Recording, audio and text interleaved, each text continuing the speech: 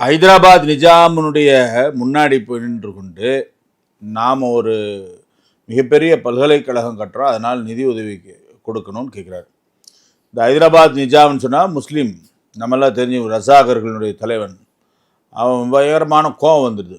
என்ன ஒரு திமிரு உங்களுக்கு, எங்கிட்ட வந்து நிதி கேட்குறீங்க, அதுவும் எதுக்கு, இந்து பல்கலைக்கழகம் அமைப்பதற்கு கேட்பீங்களா அப்படின்னு சொல்லிட்டு கோபம் கொண்டு செருப்பு தூக்கி வீசுறான் அவர் பேரில். அந்த மகானு செருப்பை தூக்கி கொண்டு நன்றின்னு சொல்லிட்டு நேராக கடைவீதிக்கு போகிறார். ஹைதராபாத் கடைவீதிக்கு போய் அதை ஏலத்துக்கு விடுறார்.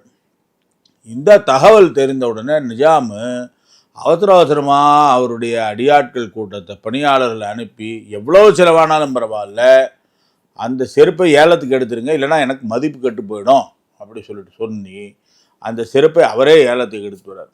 அப்பேற்பட்ட ஒரு மகான் யார் அப்படி சொன்னால் மதன் மோகன் மாளவியா.